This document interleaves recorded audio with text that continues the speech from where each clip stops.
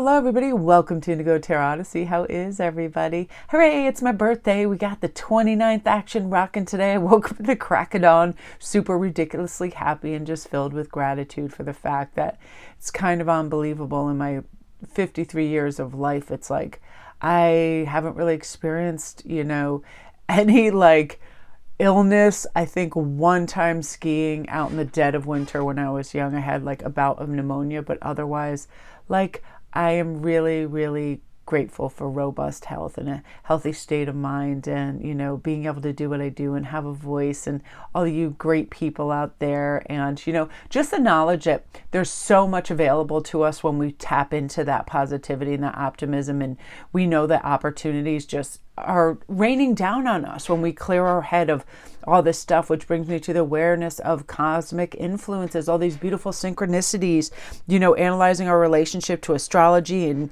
cosmic metaphysics when we want to gain deeper understanding of planets and approaching various forms of astrology and other things with curiosity and wonder, the tides, the moon, all of this.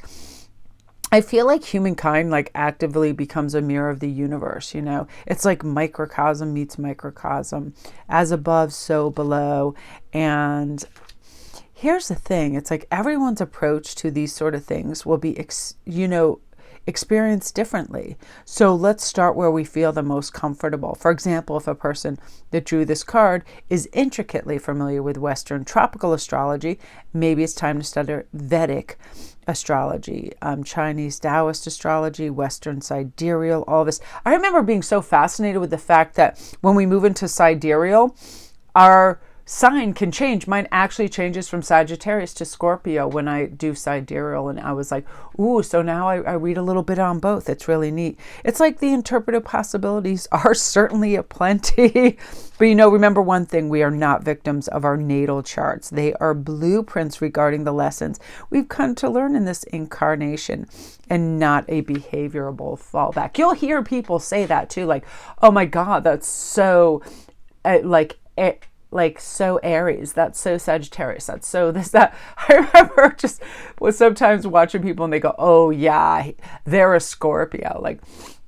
What the heck does that even mean? Labels especially if there's an inflection in the voice. Here's the thing. There's some wonderful things. Let's talk about Aries for a second. Influences the emotional body to fire up, new project, creative venture, sign of transformation and newness. Sagittarius, that's my sign, inspires us to think outside our limited emotional box in order to step into the shoes of others without compromising our own well-being. Love Capricorn energy grounds our energy into self-awareness, helps us view our accomplishments and see our goals, and it dissuades emotional overload from tracking our life path.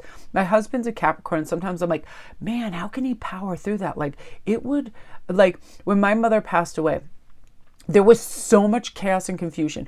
We were in a frozen tundra in the middle of February in freaking the northernmost area of Maine. We had 2 young children, pretty much toddlers, and we were trying to arrange all of this stuff, and it was crazy. And my husband was dealing with my emotional things.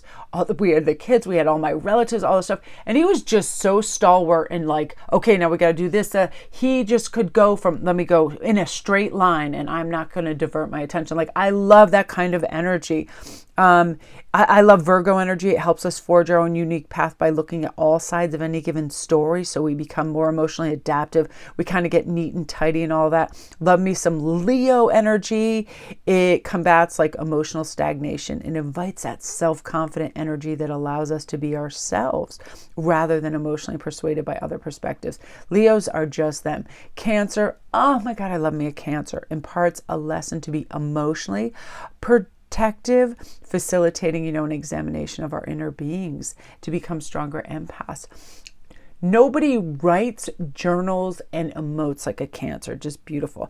Love me a Scorpio. Oh yeah. They heal repressed emotions and empathic factors, and they release bitterness. They don't hold on to resentful or hurt. And they get to the point they're honest as heck. They're absolutely amazing. It's just one of those things that we do have cosmic influences, and let's tap into those strengths and go for it. You know what I mean? It's I know as a Sagittarius, I know I'm quite philosophical. I want to know why things are the way they are and to look into them. And, I like Sagittarius's generous nature, and we really do feel kind of sometimes ridiculously optimistic. Like, why not? Why not look through that lens? Because then we see those possibilities and things don't seem daunting and fear kind of dissolves away, that kind of thing. I love that. Which brings us to trusting in destiny. Trust that empathy is a sacred gift. Value our body's physical and spiritual senses. Remember that everything happens for a reason. Destiny is a difficult term because it implies that everything is running on its proper course. The universe is unfolding exactly how it should. But by accepting life's difficulties, we can more easily align with the universal flow of our personal kind of dharma or purpose. When we meditate on concepts of like destiny and life purpose, even if they don't make sense, it's a nice feeling to know there's all this cosmic, beautiful, like silvery, glittery blessings that always land on us, things that are deeper than we could ever fathom. Like, I love that. I love the fact that there are Milky Ways and galaxies and freaking somebody at some point was like, yeah, I'm going to build a rocket. Someone's like, yeah, I'm going to build a phone. Yeah, I'm going to build an airplane. Yeah, I'm going to do this. Like, those beautiful minds that can just conceive the inconceivable and make it real. So can all of us. Isn't that great? So trust in destiny is holding something miraculous and wonderful for you, which brings us to shielding, protecting, and grounding, which we all have to do. I especially know empaths and people that are givers. We totally need to do this. Otherwise, we would run low. Our batteries would be like, plug me into something, right? This is protecting ourselves from heavy emotional forces. This is one thing that I do for myself. I say, listen, I'm going to look at that. What's my bandwidth? Do I want to look at emails? Do I want to look at any complex scenarios? Do I want to be whatever it is? And then I'm like, okay, first I'm going to ground and protect my energy. Again, I find myself so drawn to stones like this, like obsidians. They are very protective and grounding. And I love me some dark stones, smoky quartz, all of those, obsidian, onyx, things of that nature. Very shielding, very helpful with that. And, all these beautiful, sweet, empathetic souls out there, bring up those shields and get back to your center. It is ridiculously easy to get wrapped up in the day-to-day grind to the point where we forget about energetic self-care. I've got to say, for me too, it's like being my birthday, I woke up and I was like, Mel, you have to let go of all expectations.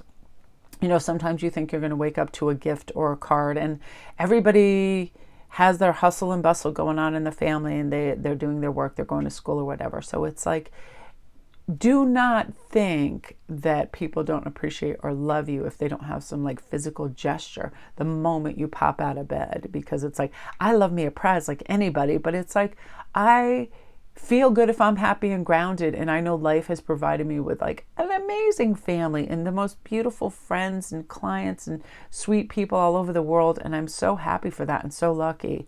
It's just all of that. It's like the imagery and that landscape we make in our head, we're going to make it good, right? And all as empaths, it's imperative we remember that we've got to protect ourselves regularly. So daily visualizations to ground ourselves can make it miles easier to navigate our day. I do this. This is how I start. Today is going to be easy. Today is going to be simple. All I need to do is get some coffee, center ground, listen to good music, listen to a good reader, and then boom, let's go. And there's massively varied techniques, but what works well for one empath, might not work for another. That's why we have to discover what works for us, our experience, our beliefs, our abilities. One of the most common forms of grounding is to enter a state of like just quiet meditation, just for a moment if we can. Taking deep breaths, breathe. I always visualize me in a deep forest, and like almost like my feet grow roots and go into the roots with other trees, and we're like this gorgeous tree ecosystem, and we all get nutrients and strength from each other, and we ground, and it's like, oh, we feel the sun, and just take breaths. It's amazing. And energetic shield works similarly through meditation and visualization. Most effective probably in the morning, how we visualize ourselves starting our day, right? I like protective crystals, things like that. I also instinctually will envision just a beautiful like white kind of aura around me that deflects negative energy.